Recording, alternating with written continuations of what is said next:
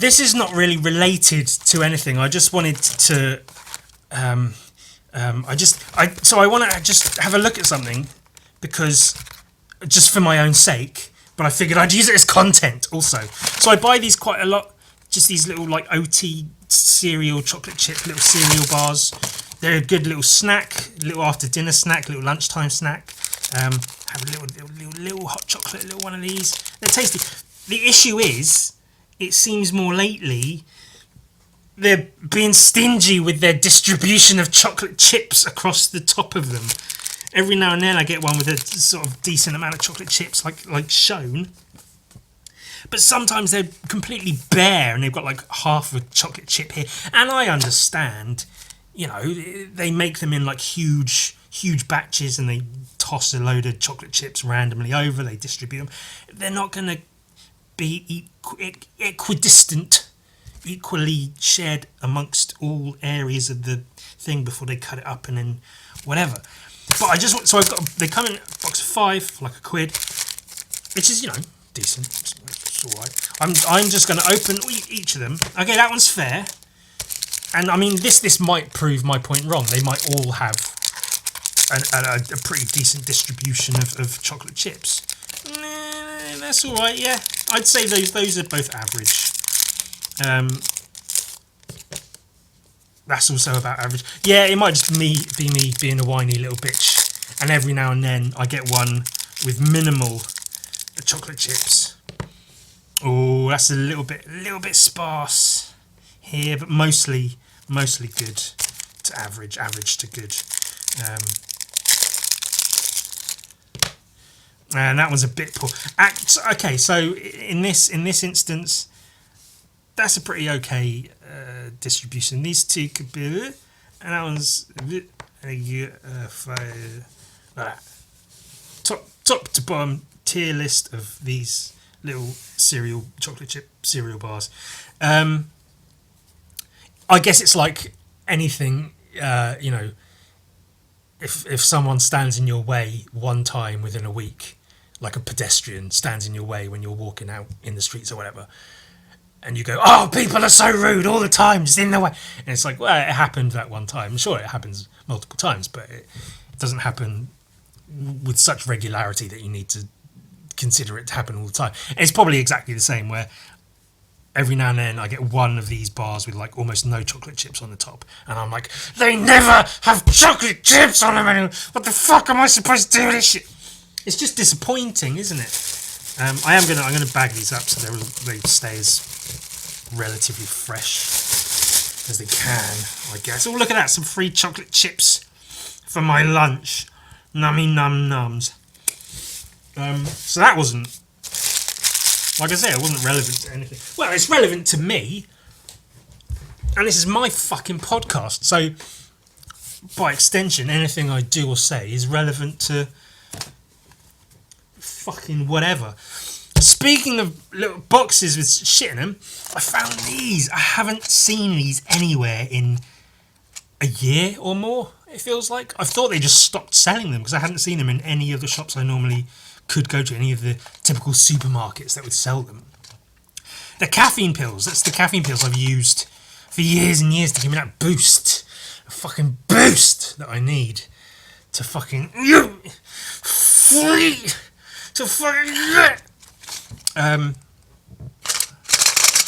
So let's take some... I haven't had any, but I feel like I have. I guess maybe I'm getting like a contact high from holding the box. So let's take... Should we do... I was going to do 3. No, let's... Well, okay, because what I'm going to do... I'll do 2 now, and then I might... You know, because I film this in portions, don't I? So I can spread them out. What I'm also going to do is crack open a Monster. See, because I got the Monster energy drink prepared for when I record this.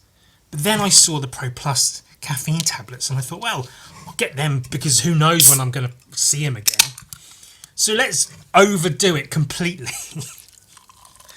Let's be absolutely nonsensically, preposterously ridiculous.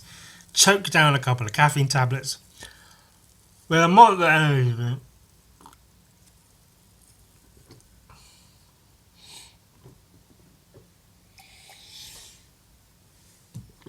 and then have far too much energy, far more than I need to just sit and paint, which is what I'm doing today. I'm painting a painting.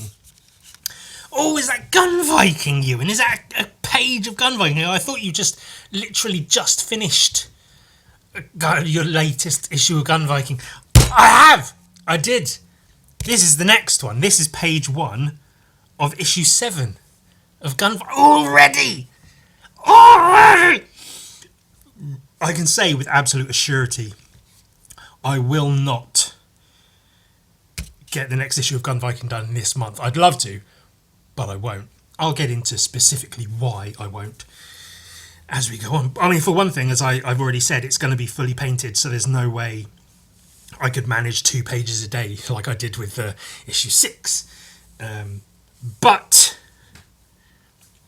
this is page 1, which means it's a start. And once you start the process, it's a lot easier to get into. The hardest part of it, of anything, is starting the fucking thing. Which is why I can sometimes find it difficult to paint.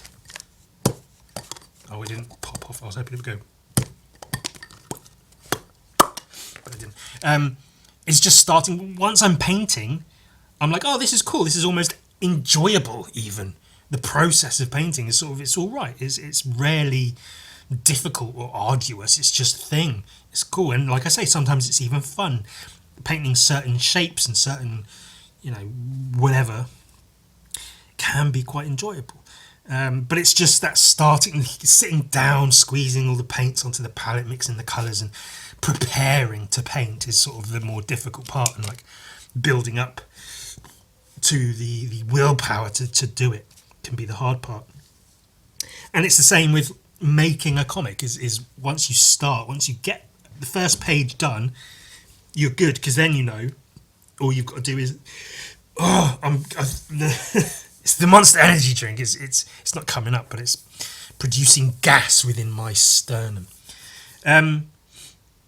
Once you start, all you have to do is the next page, and then the next page, and then the next page. It's not like, I have to do a whole comic, which you do have to do. But if you look at it in terms of, steps and fucking whatever. This palette for now, I see, because I painted the Gun Viking in, which is what I typically do with any Gun Viking page that I'm painting. I'll paint in Gun Viking's skin, and then his regular skin, and then the pinker skin, his nose, lips, and fingertips and stuff. Then his purple suit, and then his hair, and other like bandages and details and stuff. And then that's basically Gun Viking done. Then I go into backgrounds and whatever else. And so now we've got the backgrounds and whatever else, which is going to be green. Lots and lots of green.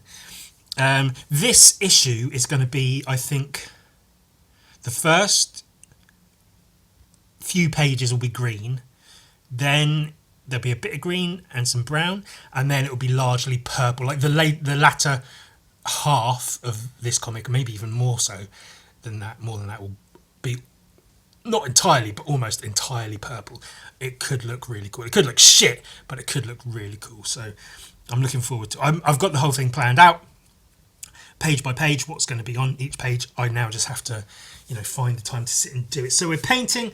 I put a post of this on Instagram. I ran out of yellow ochre, and then I went to 3 shops that sell paints in town. No one had yellow ochre. So what I had to do was buy an entire set of paints just so I could get this little tube of yellow ochre, which I use quite a lot. I use it in Gun Viking's skin, in his hair. I use it to mix greens a lot, so they're not quite so green, a bit yellower. So I use quite a lot of yellow ochre, so this is not going to remotely be enough. So I might have to order some online, which I might be able to do. That should be okay. But so I figured I'll use this little paint set I got, and paint with it. So that's what I aim to do. Mostly greens, as said. See, because do I have? Where's the fucking? So in the last page of issue 6, he's dropped in, transported into this forest area. There's a deer, which is whatever. So now that's where he is, and he's like, "Oh shit! What the fuck? Where am I? What's my hands? There's a squirrel there?" And then it's trees, and he's just like, "Jesus!" And then other pages. So we're painting in lots of green backgrounds today. Oh, I haven't. A little behind the scenes. I have used a couple of these, so they are open. But other ones of them I have to, because they come with little foil closed little tops, so you have to use the spike in the lid upside down. Like tomato puree. That's how that works, isn't it? It's the same shit. Tomato puree though, not as tasty as fucking acrylic paint. Oh, I did the same thing. That's going to spooge out now. Yeah. Oh, that's a runny bugger, isn't it? Jesus! Look at that. It's like runny shit compared to the other ones. Open up, you bastard. I haven't used this brand before, so I don't know. I mean, I've used a couple of the paints mixed in with other paints, but this brand on its own, I don't know if it's like good or whatever. So, I mean, it's all paint in it. It's sort of whatever. It's fuck yeah. I'm gonna work wonders with it regardless. I could use the shittiest paints in the world and I'll create masterpieces with them because I'm just that bloody good. Ugh. I think that should be alright for... Although this doesn't have a raw umber, which I like to use to sort of deaden the saturation a bit of certain colours. So we'll squeeze some out on there, and then let's get to fucking work. We're going to do this panel first because the forest floor is going to be like grass / moss / plant covered. So in this panel where he's looking at his hands, I'm just going to blob on some of those colours so it looks kind of like a blurry, out of focus forest floor. And then we're going to move on to this because this is going to be like a bright green where he's just sort of warped in and he's got the green warp glow around him. And then I'll use that same green to outline his, or like border his hands, so his hands are still slightly glowy from having landed in while he's looking at his hands. So that's primarily what we are aimed to do right about right now.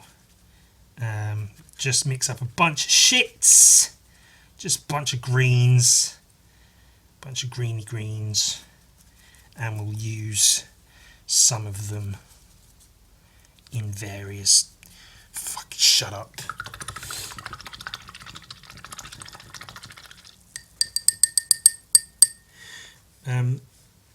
My arm shakes when I do it. My arm wobbles and it's funny.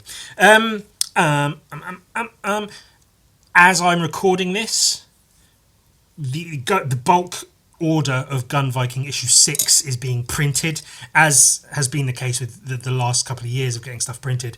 I typically get one or a couple or a few copies printed, just to check that it's all good and just to show off that it is a thing that's happening. And then I start taking orders, and then I get the comics printed, and then I go boom. So they are being printed. I was at the printers today to drop off the files. I'll pick them up in a couple of days and I'll start sending them out to people, which will be good, you know, to get it out there, get it into people's hands.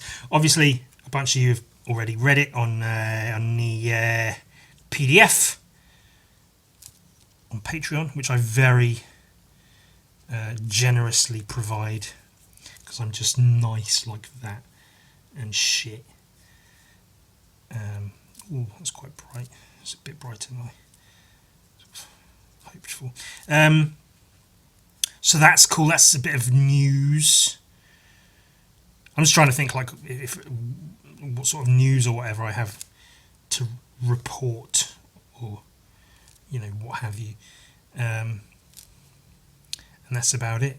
So you may have seen on Instagram I did I actually don't know where I put it. It's a little bit disconcerting. I did a trapdoor commission. Oh, it's here. And it came out really well. I was really, really fucking happy with that. I will show you. Look behind the curtain. This was a previous iteration of it. And you can see sort of like... You can almost see why I wouldn't be happy with it. For one thing, there's a lot of white gaps because I painted it differently. And this one's a lot more dynamic. The colours go together a lot better. And this one, the colours were too spotty. There were too many random colours dotted around it, and it didn't have a sort of an overarching colour theme or whatever. So I wasn't happy about that. I didn't like it. Felt quite static. And I tried another time with a different colour scheme, and I wasn't happy with it. And then third time, charms the try. I got it right. Really, really happy with that. So, like I said, my plan is to try to do a commission, and then a Gun Viking page, and a commission, and a Gun Viking page,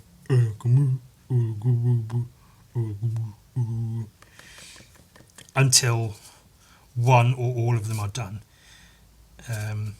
So I got that commission done the other day, and now I'm getting this Gun Viking page done, and then I'll be on to a Beavis and Butthead commission, which is quite a good one.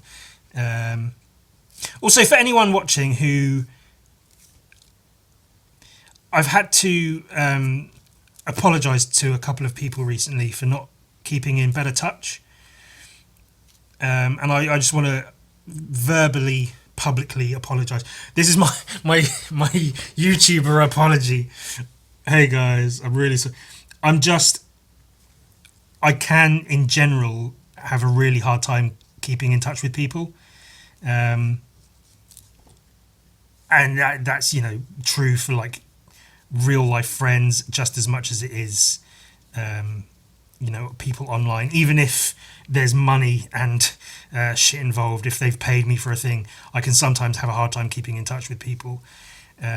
So if someone emailed me about commission, which rarely happens, like 99.9% of my work comes through Instagram.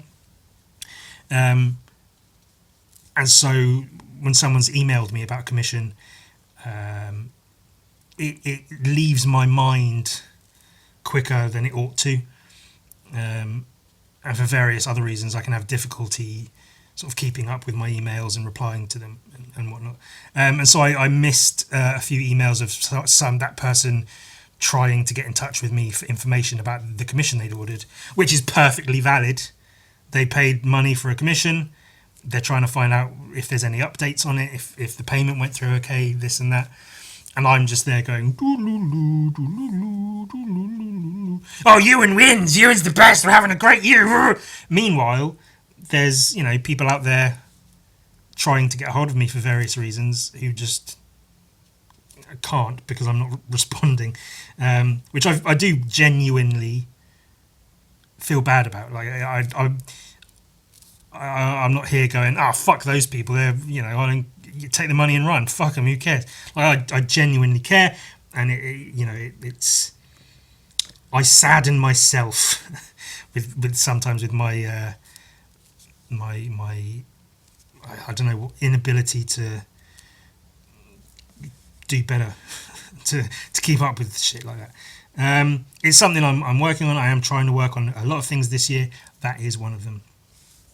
So if anyone is watching and has dealt with that of me maybe not responding, I do apologise. Sometimes, even if it's through Instagram, I've said before, sometimes I can wake up in the morning and there's 20 messages, 20 people trying to talk to me at once. I'll respond to some of them, they'll respond back. I'll start getting messages from other people, and my inbox just fills up, and I cannot deal with it all as adequately as I'd like. And so sometimes people get lost in the mix, and that's a bummer. It just is what it is sometimes. So yeah, I apologise if you're one of them. If you're one of them people, if you're one of those, then I'm sorry, I guess. But you know I am genuinely sorry.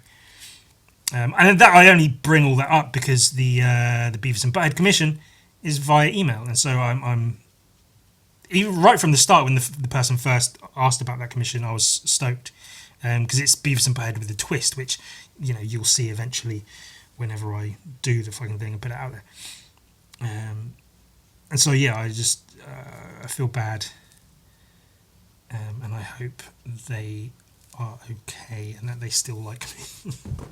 I think ultimately that's it. It's like I hate the idea of not losing a follower, but of someone, because they email me to pay me for a painting because they like my work that much that they want to pay for it, and they send me messages saying I really love your work, I love your paintings, I like your videos, you inspire me because you're so good, you're the best artist, you're literally the best.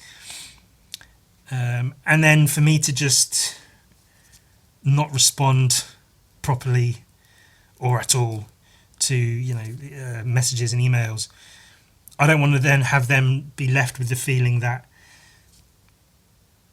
oh yeah, I'm a painter but I'm just shit otherwise. I don't want them to feel disheartened or disillusioned, because I am that good. I'm fucking good. And I just don't want to let people down in it, and I feel like sometimes I can do that. Anyway,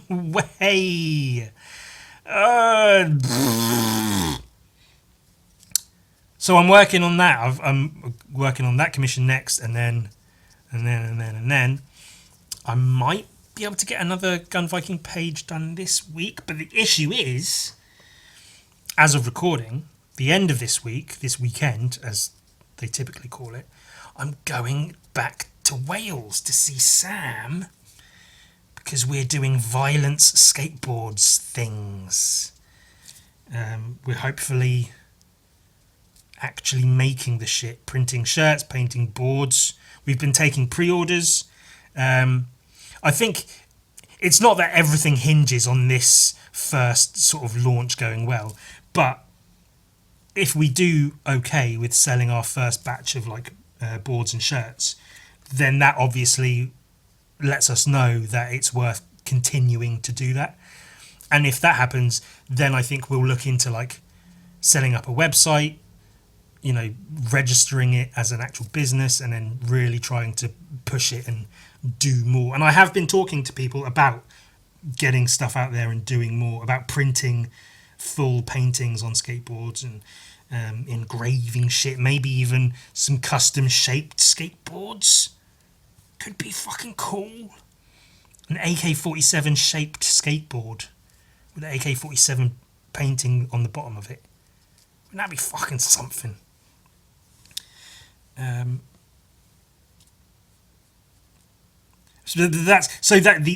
issue there is, I'm going to hang out with my friend Sam. We're going to do this, and it's like a business venture, and it's just a fun, exciting thing to do. But it is a week. I'll be there about a week or so. It's a week or so that I'll be away from my room, my studio, my desk, my paints. And I could bring stuff to Sam's because he's going to have to work part of the time that I'm there. So while he's working, I could be painting and stuff.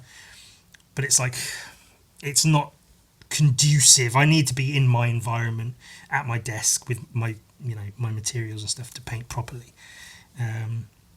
But at the very least, my plan is to have my sketchbook with me, and then while Sam's working, if I'm not playing Sludge Life, which I will be doing for quite a while. If I'm not playing Sludge Loaf, then I'll try to be sketching. I'll at the very least sketch out commission ideas and Gun Viking pages and stuff, so that when I get back from Sam's, I've already got like a bunch of rough sketches that I can very quickly, hopefully, translate into the start of finished pieces.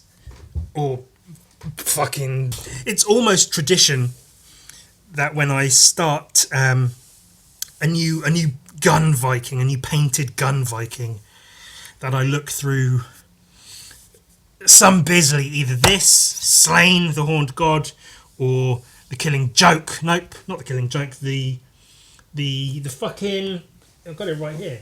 The Judgment on Gotham. Killing Joke's the other one, isn't it?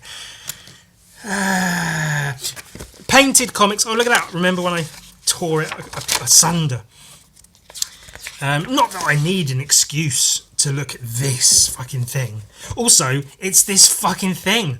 I bought this fucking thing, and I mean, I should look at it all the time. I should look at it every day. I mean, not every day. Get a bit bored of it, especially after reading through the whole thing, hurting my throat. I made a video of it, of doing a reading of it. It was really, really, really fun. But yeah, just for inspiration and to sort of soak up the feeling of, oh yeah, let's paint some bloody comics. And also to find little bits and pieces that I can steal and put into my comics. Yeah. I love these panels where there's such minimal paint. Sketch, some quick underpainting, a little bit of spray paint, and then just basic couple of layers of paint. And this, where you paint in the sky or the background around the object to sort of fucking... you get it. You'll get it. You will get it. You'll see. You'll fucking see. But then I also love the pages that are just painstakingly, relentlessly detailed. I mean, almost not. It's almost like a large portion of the page is very quickly. You can see here, he hasn't like carefully rendered the sky blending into the ground or whatever. It's just fucking paint just to block out the shapes. He's obviously masked off an area and then you spray paint over it, I think, or done the spray paint and then painted it on top of it. Either way, painting around the hair on these heads just to give them like a shape. Get all that shit done quick and then spit onto the book. And then you've got time to do all these horrendously detailed armoured parts. It's good though, isn't it? Talking heads, yada yada yada. See, this is the sort of thing, like, this is quite a good nighttime look, where it is just dark and, greys and blues are quite dark, cold, dark colours, so they're good for nighttime scenes, especially if you put a fucking moon in there, then just elevates that to even more night-timely. But I want to achieve something not quite like that. I'm filming this out of order, so I might be talking about things I haven't actually brought up in the episode yet, about painting nighttime scenes and painting skies and shit, wherever that was. You'll get it. You'll see what I'm talking about. I'm recording this bit after all the because I had the paint on my palette and I didn't want it to dry out, so I carried on painting and then recording the painting bit, and then I'm recording this bit afterwards. So if I talk about something now that I haven't actually mentioned in the episode yet, it doesn't make sense, but you'll see what I mean. Nighttime scenes. I want to paint nighttime scenes, but not necessarily in just dark colours. We'll get to that.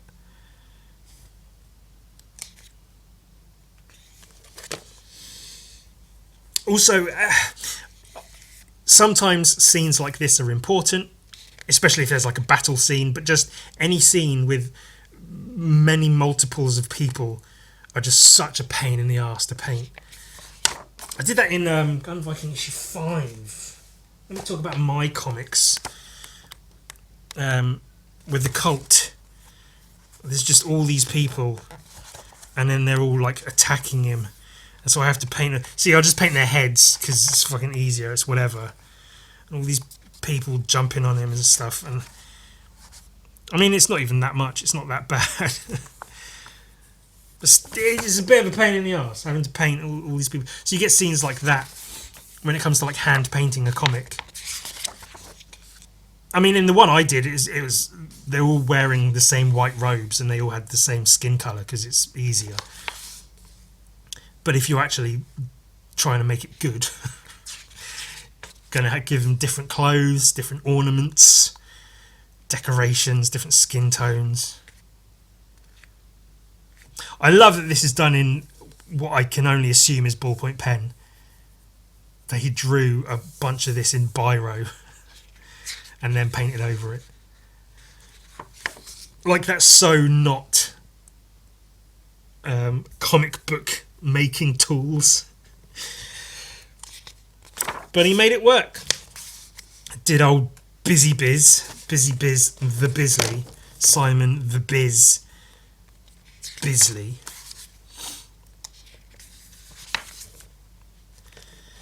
God, love a bit like that. That's probably one of those really fun ones where you get this all out of the way and then you just sit and like, right, now let me paint this fucking dragon. And even then he's got like huge parts of it in silhouette. But you can see he's putting in, you know, texture and detail and depth and form and shit into the wings and stuff. The shape of the body around its neck. Like you get, you know, just people, training, fighting, whatever. And then you get the fucking dragon.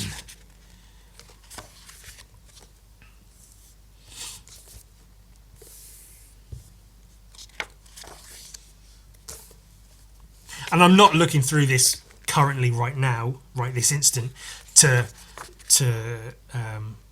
you know, we're not reviewing it. We're just looking at it. Just to look at it. Just absorb the paint, the texture, the colours, and potentially steal ideas for my upcoming comic.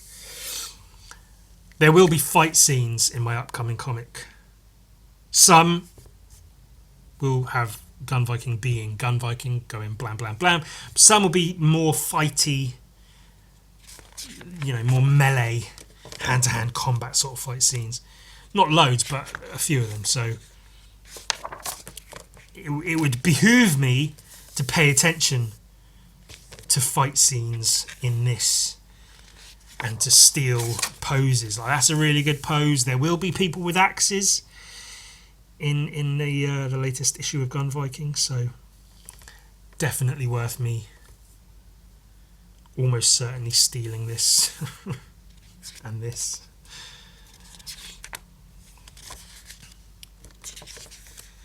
No dragons though. I don't have dragons in my comic because it's not like, I mean, no, I was about to tell a massive lie. I was about to say how in Gun Viking there's not really mythical things, but Gun Viking gets his power from an outside power source that came into the world. But there's zombies, there's a giant mountain monster.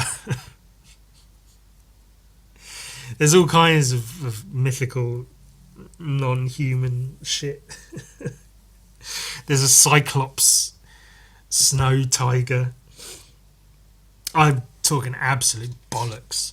I'm just trying to explain away why there's no dragons. I just haven't painted any dragons in Gun Viking. There could be dragons in the world that Gun Viking inhabits. I just haven't done that.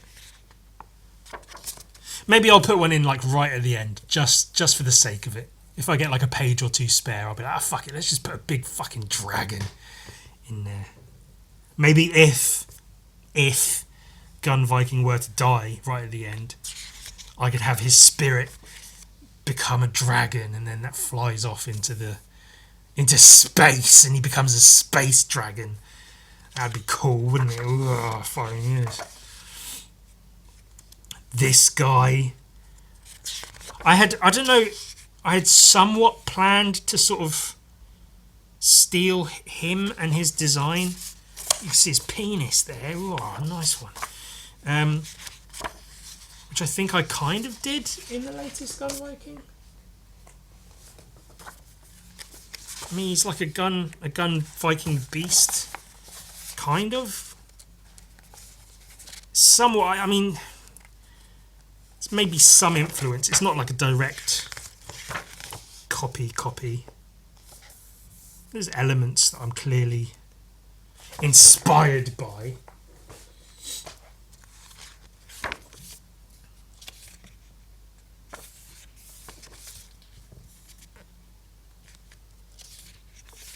Like I say, I'll steal some shit. I'll steal this bit, I'll steal that bit. Because if you steal it from one context and you put it in a completely different context, it becomes a different thing. So, you know, I steal this, sort of change it into my own thing and put it in a completely different situation. It becomes a completely different thing.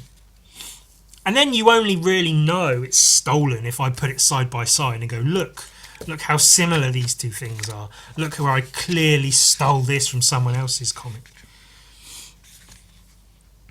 These pages are really nice. Really, really nice paintings of this lady's face.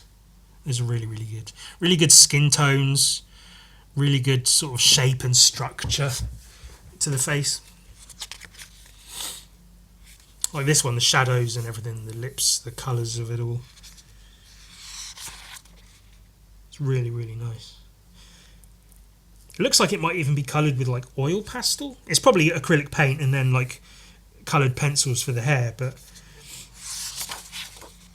it's just sort of so thickly painted on, it kind of looks like a oil pastel or something. That's the big one. That's the one that I was like, oh, yeah, let me steal that. That's something I found challenging with painting the gun beast in issue 6. Was we're trying to paint the skin but also fur on the skin at the same time, where it's not just like a furry arm like a bear or a tiger or something, but it has like a lot more hair than just like a human arm. It's quite a difficult thing to do. I think I was somewhat successful with it. Shall we look at it again? Shall we look at my comics some more? You know, like here, sort of, it's not perfect, but it's sort of alright. Yeah, I think I did quite a good job here of like, so he's got his golden Goldilocks, his yellow hair, but it's all fur all over his body, or at least it appears that way. So it sort of matches the form of the arm and has a nice sheen to it, while still looking hairy and fuzzy. And then you just draw lines like that, just lines coming off the edge of it, and it looks like fur. That's all you need to do. These are good pages. I love the forms, really dynamic. This was probably painted so quickly. Like, it looks like he drew the forms quickly, just shapes of bodies. The background's one single layer of wet paint, just, you know, to paint it out, block in the shapes. Large portions of this guy are in silhouette, especially here and here, almost entirely silhouette. Very few layers of paint, just a quick one, get it done. It doesn't need to be, because you've got this is where you only need the details to really be up front at certain points. So like here, perfect, you get a good shot of the Avank. And then this bit, it's like a quick action scene, so it only needs to be quick movements, shapes, get it down. That's really cool. And yeah, the shape of the body here, the silhouette, the lighting and everything's really cool. And then this, almost like changing his style quite a lot. Like this looks like it could be by a different artist completely. With all like the background elements, the design elements outside of just the painting of it. This arm always amazes me. That's like... Doesn't have to be, but it looks like it almost certainly is photo referenced. With just like where the veins are and the creases in the elbow sort of pit or whatever. The joint. The shadow placements and stuff. And I know that at this time especially, you know, Simon Bisley basically was a bodybuilder. So he almost certainly looked like that. So he could have looked in the mirror, he could have taken pictures of himself. But either way, it's like the lighting and texture of that arm doesn't look like he just made it up. Which isn't good or bad, it just is an observation. It's something I am looking at and noting as I'm looking at it. Some interesting texture in the helmet, which I like. That's something like sometimes I like to do and sometimes I don't. When I'm painting something like metal, I like how he does here. He paints almost just random blobs and it gives it this texture. Sometimes I like that, sometimes I don't. Sometimes I try to be more sort of true to what the texture would or could be. And sometimes I'm just like, just put any texture down and it's all good. Depends how I'm feeling at any given time. Which is a very interesting thing about, I guess, comics in general, but I find especially, you know, hand-painted comics, they tend to be more expressive. Is sort of, it can change page to page, even panel to panel, depending on how you're feeling at any given time that you're painting the thing. Because those feelings can come across in what you're doing. Sometimes they might not. Sometimes it might be very mechanical. You're just colouring in the thing. But sometimes, yeah, you know, how you're feeling might come through the painting that you're doing. That's a great scene. That's so good. It's so good to see it at this size as well. I'm so glad I have this book.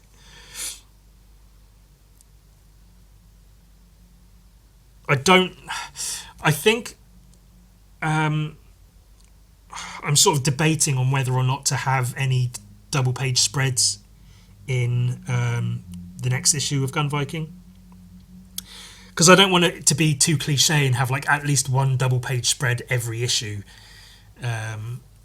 Sometimes it's more necessary, sometimes it can just be fun, and sometimes it feels like, you know, you might just be trying to squeeze one in or trying to fill out the page count or whatever.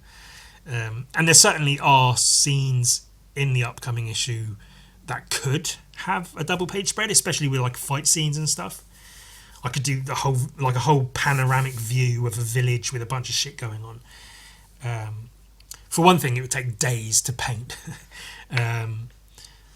But for another thing, I'm thinking each page, the way I've got it figured out, might work better as individual scenes as opposed to spreading them across multiple scenes.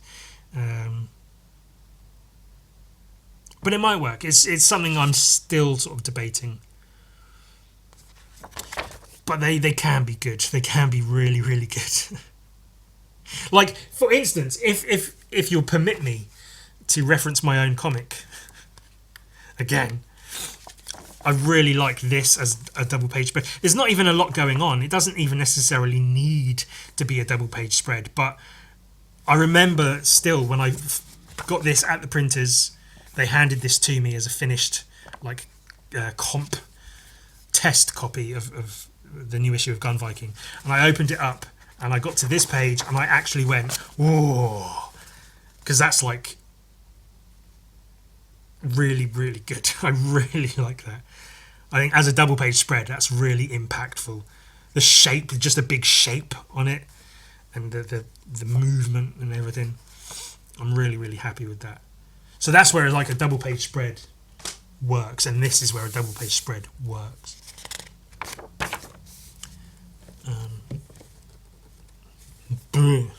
I feel like while I was talking and painting this, I did almost nothing here. Like I added a couple of like lighter blobs and darker blobs just after I stopped recording, because there wasn't enough contrast. And still, I feel like I didn't spend that long painting it, but for the amount of time I did spend painting it, looking at what I achieved with this one panel and this tiny little bit here, I feel like I did basically nothing. So, you know, I'll try to rectify that somewhat, I guess. Try to rectumfy that. Rectum. That's what I do with rectums. I wreck them. I wreck them. Rectums. Ugh, I don't know what the fuck I'm... And so I only really bring up the fact that I'm going to Sam's. Well, I mean, because it's a thing I'm doing and it is art and our business related, so it is worth mentioning. But I mainly bring it up because I think, as I had stated, my sort of plan for this month is to go like fully hard on getting shit done. Do a commission, do a gun Viking page, do a commission, do a gun Viking page, and just keep going and going and get shit done. Because after January, getting the entirety of issue 6 of Gun Viking done within, you know, a couple of weeks or so, I felt genuinely like hugely accomplished. And so I'm hoping to continue that. I liked that feeling of having a checklist and crossing it off, and so that's what I'm doing, and that's what I've been doing each day. I've got a little piece of paper and I write, you know, the day of the week at the top and a few tasks. Some of them are like business related, some of them are, you know, more strictly art related, some of them are just, I put on each one drink water, because I'm again trying to make sure I drink more water. And then every day I tick off most of the items on that list. Some of those items have been like respond to that fucking email that I need to respond to, and there have been days where I have not achieved that, and again feel very bad about it, but I have finally achieved that, so hopefully I'm able to resolve that and feel better about it. But that's been my plan going into February is to have shit to do. Commissions, Gun Viking, commissions, Gun Viking, etc., etc. And then I realised, like, oh shit, I'm going to Wales to see Sam to do the thing, which is going to be a week of not doing commissions and not doing Gun Viking. So, like I say, I'll work on the roughs, and as I say all the time, is sometimes the well, as I said earlier in this fucking video, the hardest part is just starting the thing. But in terms of like doing commissions and comic book pages and stuff, often the hardest part can be trying to figure the thing out initially. You know, just to get the rough done, get the preliminary sketch or whatever. So if I can spend some time doing all of those while I'm at Sam's house, then that's a whole chunk of work done. And then I'll come home and I'll do them all. And then I'll message someone to be like, hey, just starting work on your commission, updates coming soon. And then later that day, message them with a picture of their finished commission and have them be like, whoa, you did that so quick, you're so good. And I'll be like, yeah, I know, I do that kind of thing. You know how it goes. You know how it goes. Oh, look at his glowy hands. His big glowy hands. I don't know how confident I am of like putting more in here. Or if I should just like do this. Bright. Where it's glowing through the cracks in the... Sometimes you've got to do that. Sometimes you've got to just be brave Because the issue, like you can say, oh, really brave, putting a bit of paint on some paper. But see, if I put this paint here and it's too much and I fuck it up, if I leave it to dry, I then have to remix the skin colours. Hopefully I mix them accurately enough that if I paint over it, it will blend in.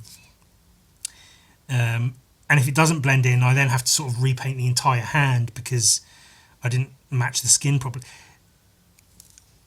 Again, in the grand scheme of things, in world events, it's not a real problem, but in terms of me and how I make my living, it's something of a problem. So it does take some bravery to take a step, like just put a big blob of bright green paint right here. Because you might fuck everything up, and then if you fuck everything up, you're going to feel like a right silly goose, aren't you? You don't want to be a silly goose. Oh, no one likes a silly... Well, they do. That's why that Untitled Goose Game was so popular. Which I never played, but I watched some videos of people playing it, and it did look very, very fun, so that's cool. I guess people do like geese, silly or otherwise. But no one likes a person who is a silly goose. They don't mind someone who's like, they can call a silly goose now and then, oh, he's a silly goose. But if someone's genuinely a silly goose, that probably means they're a pain in the arsehole to be around. Just saying. You know. And then hopefully there's enough of this paint, yeah, it should be fine, to slobber. Ooh. Oh, I almost did exactly what I said don't do. Almost fucked the whole thing up. Bright green, oh, going everywhere, fuck. I'm a professional artist. Although that said, like, just because you're a professional artist doesn't mean you shouldn't ever make mistakes. Professionals fuck up all the time, and that's part of being a professional, is allowing yourself to fuck up and then using that fuck up as something business talk, I don't know, whatever. You ever see professional skateboarders? You ever see a professional skateboarder's like video part, and it's, you know, 5 minutes, sometimes way more than 5 minutes, of them just doing insane trick after insane trick, landing all these crazy flips and grinds and jumpy jumps and whizzy woos and whatever else. And then sometimes you hear them talk and it's like, oh, you know, how long did it take you to land that trick? And sometimes they're like, oh, we went there and back, like, you know, over the course of a week. It took days and days to land that trick. Of them trying hours a day, days on end, to land one trick. And it's like, Jesus Christ. Like, you see them in the video, and it looks like they just do the trick, land the trick, and then move on to the next one. But then, of course, you do see, you know, bail videos where they fall down and hurt themselves a lot, and it's very, very entertaining. But that's a sign of, like, what it is to do a thing. You know, any creator of any sort, they have to be allowed to fail. That's why you've got to be allowed to make bad art, because if you don't make any bad art, you're probably not going to make any good art. If I don't do the boring shit, I'm sure people would look at that and go, no, that's really good. But I wasn't happy with it, so I consider this boring as shit. If I don't make this boring shit one, then I wouldn't eventually make this really fucking sick one. The lighting and everything. It's fucking cool, man. You've got to be allowed to fucking fuck up and fail. People think professionals are all good all the time, but they're actually rarely good most of the time. It's just every now and then. That's one reason I don't... Like,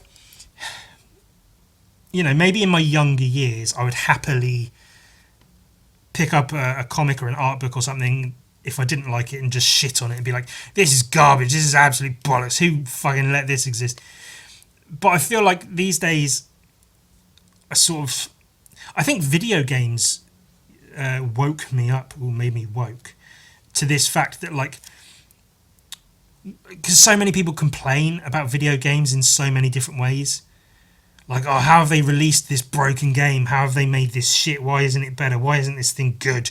Why isn't it good? There's so much money and it's not good. Why isn't this thing perfect? Why doesn't it work on this system? Why is this wrong? Why is this buggy? Why is this... And it's like, video games, just like everything else, is just a thing that some people have made. Like, and it's a very creative... It's not like a car. If a car fucks up, then it's like you need to sort your shit out. You need regulations, and you have to have people making sure it's as perfect as it can be. But even then, cars still fuck up and don't get made correctly all the time. Especially ones made by billionaire pricks who don't actually make anything. They just fucking put their name on it because they're shit. But like video games, it's a very, very creative thing. There's so many creative processes upon processes that go into making a game. You know, even the most simple games take a lot of like coding and programming and art implementation and design and all of this. So the major studio games, like, sure, they've got more people, they've got more money, but they're still people and they're still making a thing. Like, it cannot be perfect.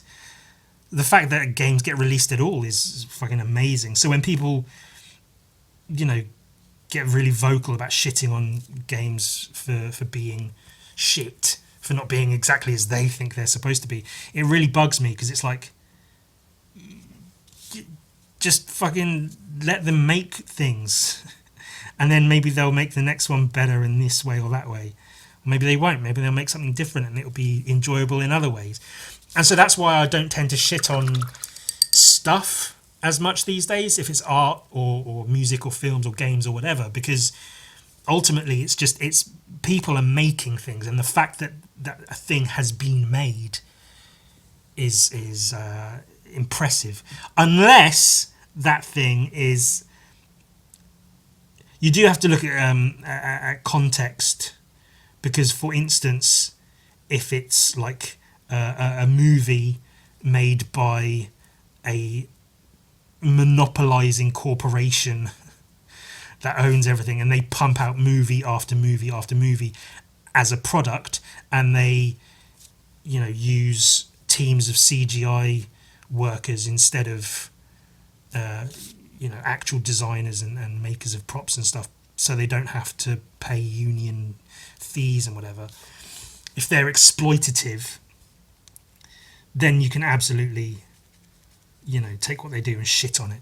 And yeah, I guess some video game studios can be exploitative and, you know, not treat their work as well. And yeah, there is arguments to be made.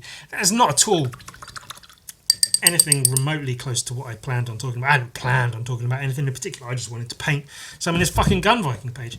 Did I say... yeah, so I painted each of the Gun Vikings ready to like paint the rest of the page. Then I realised I could make this content. Like, I'll do this on the podcast. I'll show off the thing. I'll do the thing on the thing. Do the thing on the thing, and then make it part of the thing. Show it off and make it. So that's what I'm doing now. I'm doing parts of it on this part of this bit. And so you can see Gun Viking in the making. I was thinking about a few ideas for like Gun Viking 10-year anniversary celebrations. I'll probably do some kind of like how-to Gun Viking video, like basic steps of, you know, how he looks on a basic level, of like how you might approach drawing and painting him if you were so inclined. I might do some kind of like competition. If you feel like drawing Gun Viking, draw a cool picture, and if I like them, I'll pick a winner and I don't know, whatever. I might do that, I might not, because that can get a bit... The issue with that is it can be fun. It can be fun to do. It can be fun to take part in those kinds of things, but it can also be like a whole other thing that I now have to do on top of not responding to emails and all the rest of it, which will just keep me from other things I could or should be doing. So those competitions and things can be fun, but they can be very labour intensive. So I have to be a bit careful if I'm going to try to jump into that kind of thing. But yeah, I have a few ideas for like celebratory gun Viking type things. I might have to start wearing an elbow pad or something. I've got a plaster on my elbow because like where I spend so much time at my desk with my elbows on my desk, my elbows, they're already bright pink, but they get so dry, and like it's almost like scales on my elbow right here, to the point where like I scratch and then part of it comes away and it just bleeds. So that's why I put a plaster there now, because it was bleeding. So I might have to like, I don't know, be like Gun Viking, put like wraps around my elbows or something for when I'm working. Like I don't have to wear glasses because my eyes aren't bad. I don't have to wear like wrist supports from carpal tunnel or whatever. None of that. I don't have any sort of typical... I very rarely get back pain, even though my chair's an absolute piece of shit. The most uncomfortable chair I've ever sat in. But I sit in it every single day for hours on end. I don't have any real like medical problems as a result of doing what I do for all day, every day for my entire life. But I just have really dry elbows from them being on my desk all the time. So I might have to protect my elbows a bit. I don't know. I was just about ready to close out this yet another award-winning episode of the Ewan Wins podcast. But I think I want to, at the very least, get this bit done of just blocking in or blocking out the sky in this panel of trees, which is quite a fun thing to do, I find, is to paint sky amongst trees and such, because you sort of... I should be using a different brush for this. I'm just going to use up this paint a bit and then fucking... Because it's almost painting backwards, because you think, you know, the sky is the background, and so you paint the shit in front of the sky on top of the sky on the background. But, and this is, I learned this quite early on, in terms of like painting and such, is with like a few little blobs of paint here and there, it's really effective at like capturing the look of light coming through trees and things, to the point where, like I say, it's almost fun to do, which, you know, if any art can be fun, then you should jump on that shit. Grab hold of it with both hands and don't let it go. If it's remotely enjoyable, do that shit until it's not remotely fun at all. Squeeze the life out of the fun of painting wherever possible, until it's never fun again. And I don't know how clear it's going to come across. This is ever so slightly purple. I didn't want to just use blue, but also in terms of the story, I want it to be, I guess, fairly late evening, so the sun is just going down. I don't know how well that's going to come across, but, you know, if I mention that it's possibly the bulk of this issue is going to be purple, then, you know, it's going to be nighttime-ish. Like I say, evening, like, is that what they call twilight? Should I paint some vampires?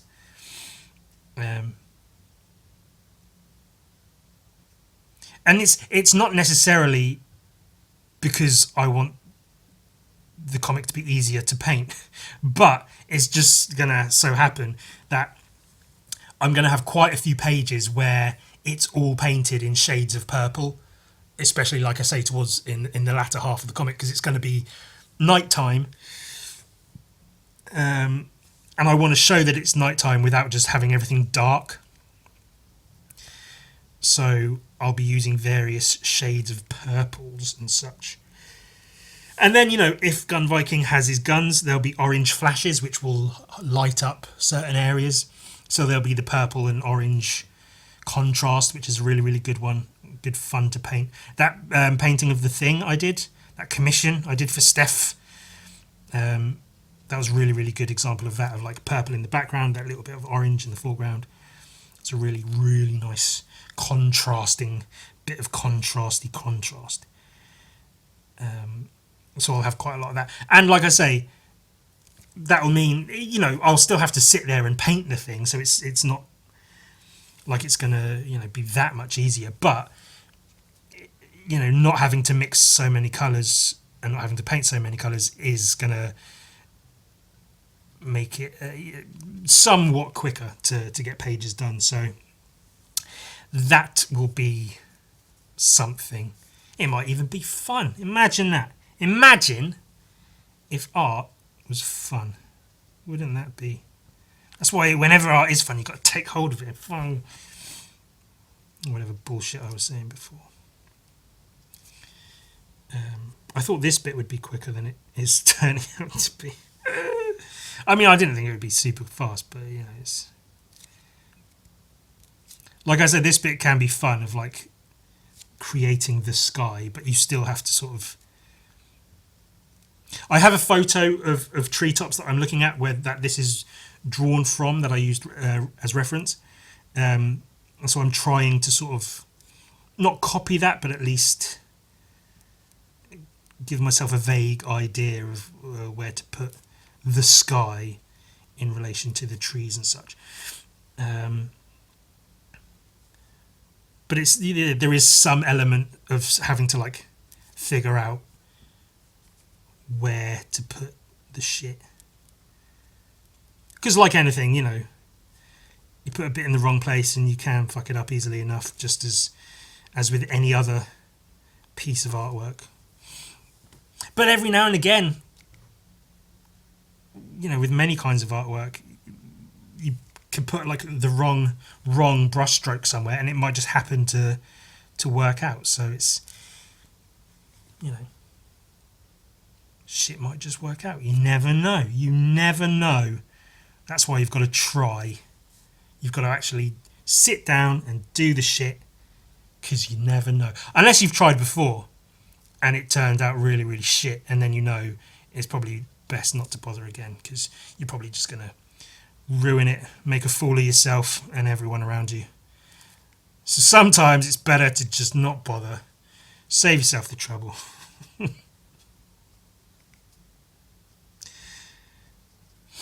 Worst art teacher ever. You're shit. Give up now. Don't ever try to draw or paint anything ever again. You're worthless. But maybe that's what someone needs to hear. Still horrible. I often think I'd quite like to be an art teacher. Like, I think I'd be quite good at teaching like older teenagers, like 15, 16-year-olds, 17, 18. Because then, like, hopefully if they're doing art, it's because they have an interest in art. They actually want to do art. I feel like I could impart knowledge, and if people do have an interest in art, I could, help them grow that interest into a love of art and painting and fucking whatever. And wow, doesn't that look like some fucking trees? Ah, amazing. It's like they're really trees. I'll add in some like bunches of foliage and stuff in much the same way I did just with the sky, just blobs to sort of imply the foliage, and then paint in some of the trunks lighter and darker here and there, just to give it a bit more depth and fucking whatever. Oh, you get it. Jeez.